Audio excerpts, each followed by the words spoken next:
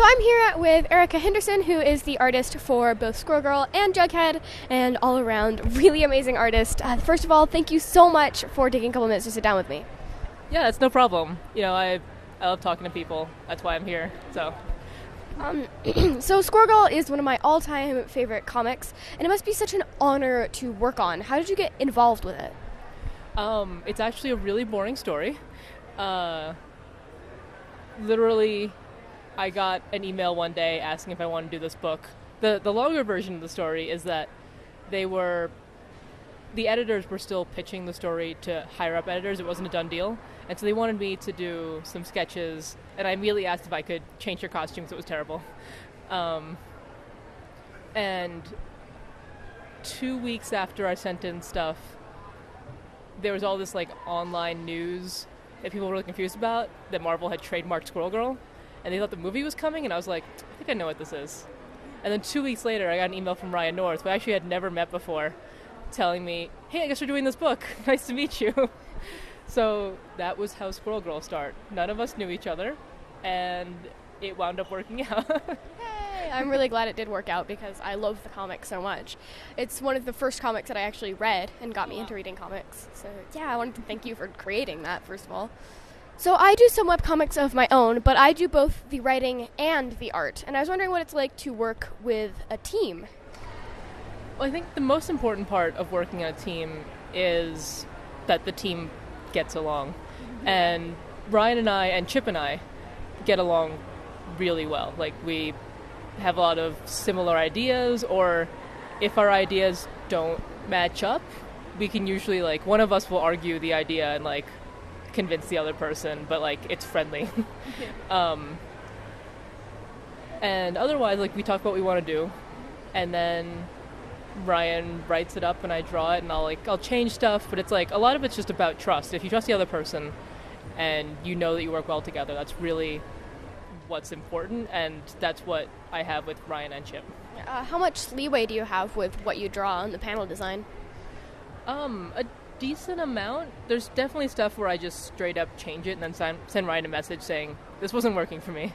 And even early on, Ryan was saying, I don't know about these fight scenes that I'm writing, so keep what you want to keep and redo what you want to do. And if something that really has to be in there because it's gonna tie into something later, I'll tell you about it, but it's not, I don't need to choreograph all of it. So how surprised do you get by the new Squirrel Girl issues? Do you know what's going to come up in the next issue, or is it a surprise to you when you get your writing to draw? Sometimes it's a surprise. Usually Brian and I talk about what the story's gonna be, but also we tend to talk in sort of broad terms, or after we talk, he'll write something up and then talk with the editor and they'll make changes, and it's stuff that I don't know about, but for the most part I usually know what's coming up. Usually the changes are pretty small, or they're just things that we didn't talk about at all that you have to fill 60 pages for this whole story. Okay. We didn't discuss all 60 pages, so there's going to be other stuff in there, but yeah, it's usually fine. So I've talked to my friends a lot about what percentage of a comic is in the writing and what percentage is in the art, and I was curious what you thought. It's really hard to say. It's the writing is really where it starts off from, but as the artist, let's say you're talking about a movie, you have all these different teams doing design and acting and directing and set dressing, and you're doing all of that. That's, you have to figure out all the other parts that you need to represent with pictures and not words. Mm-hmm. And so I feel it is a decent amount of it, because you have to sell the story that's there. You've got to get it across, and it's really easy to just draw the wrong thing. I think I saw something once that described it best, where 5 different people can read the same thing, say 2 people are kissing, and draw it completely differently, whether they enjoy kissing or they don't, or like if it's a peck on the cheek, or like they're just making out, like, and that really changes the story, which one of those you decide to do. So yeah, it is really important. It's a big part of it. Yeah, so sort of going off the two people kissing, is that specified in the writing, or do you sort of have control over it and what works for what you're drawing there? I mean, usually with something like that where it's like, now they're doing this, usually that's specified. And sometimes with more details, sometimes not, but like even then I don't have to follow the strict detail. I think the most important thing for me is like reading it and seeing what the story beats are and breaking that down so it works. So like a lot of it's about timing. And so there'll be things where like there'll be 3 sentences in one panel, but as I'm reading it, I'm seeing it as like 3 different emotions. Like each sentence you're conveying something different. And so like I'll break it into 3 panels because like you want that timing. You want to slow it down and see all those emotions because like that's important. Like you need to be able to like experience that as a reader. So yeah, it's weird. Like stuff is specified, but you don't always go with it, and like larger things are specified, like what people are doing, but sometimes like the little things are doing, like this person's playing with their glasses right now, and like if I want to draw that I will, and I feel like they should be doing something else or just like more focused, I'll change it, but I'll keep like the main thing that they're doing, not like the little thing. So who is your favorite character to draw in Squirrel Girl? To draw in Squirrel Girl, I think Craven. I love drawing Craven.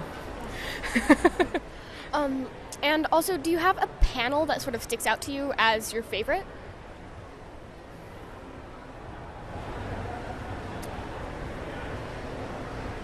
I feel like that's hard because it's always like I always try to push myself to always like whatever is one of the more recent things I've done is usually my favorite thing.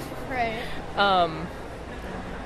Or like so there's one in an issue that's about to come out. There's like a few double page spreads that I really love. I'm not gonna say what they are. But I also really like the Mole Man proposing to Squirrel Girl panel. But it's partly because like Tom Fowler inked a few issues and he was working on the graphic novel, and he's so good. He's one of those guys where like I want to learn how he does it because he's so good. And so like seeing the way he inks my work is like inspiring. Like I love it. Do you ink normally in color, or do you just ink or sketch? I do all the line art. So the coloring is done by Rico Renzi. Oh, cool. I color the covers. That's about it.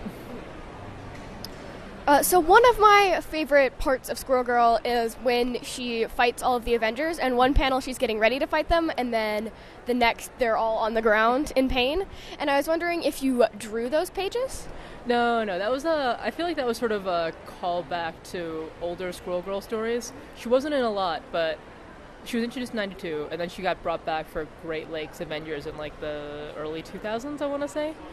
And in that, they started this joke because of her first story where she beats Dr. Doom, that she's always really powerful, but like you never see what happens. And so for our book, we really had to figure out like how that stuff happens because it's an entire book focused around this one character instead of a team book. But I feel like that was a fun callback to that whole like, like there are all these panels like you can find on the internet where like it'll just go from Thanos ready to fight Squirrel Girl to like Thanos passed out, or like all these different characters, like with that same formula. So it was nice. It was nice doing that. Yeah. Is it possible for us to commission you to draw that? I want to see what happened. I think one person actually did that same thing where like, not all of them, but they were like, mentioned that, and they're like, I want her fighting Black Widow. So you would not be the first. That would be awesome. So in the time you've drawn Squirrel Girl, you've had to draw the same characters over and over again, and I was wondering how much have the characters changed, and how much better have you gotten at drawing them? I think partly it's just that I've gotten better at drawing. Yeah. I mean, you draw that much every day, you'd better get better at drawing, is all I'm gonna say. But, yeah, I feel like getting better at drawing has helped me get better at drawing the characters the way I know they should be drawn. Like, Squirrel Girl is, like, her body is loosely based on this gymnast who became a bodybuilder, or weight trainer, Samantha Wright. And so she's like, because she was a gymnast first, like an Olympic gymnast, she had this really, really tiny body, because like gymnasts don't ever get very big. But then she started weightlifting, and like her legs got huge, and I love that. I love that she was like this very tiny, cute little girl with like these big legs and like starting to get arm muscles.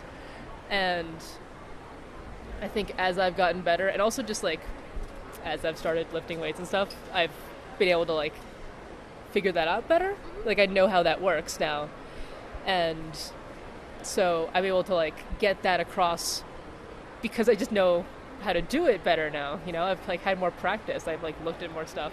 Yeah, I definitely really admire how in such a cartoony style you have so much body and facial diversity, because I know that's really hard to do. I started off in animation, and like one of the big things is like you should be able to know who the characters are from like a mile away. Like if they're this small and in like a silhouette, you should still have an idea of who it is. It's like I haven't done as much with the boys, but we don't see them as much, so It's okay. Do you have anything else coming up soon that people should be on the lookout for? Just more Squirrel Girl right now. Last year I did so much. I was doing the regular Squirrel Girl book, and I was doing Jughead, and I did the Squirrel Girl graphic novel. And this year I'm just sort of taking it easy by just doing the one thing. I'm sort of working out some ideas with people, but like they don't have names yet, so I can't even. Yeah, thank you so much for taking a couple of minutes to sit down with me. No problem. It was great.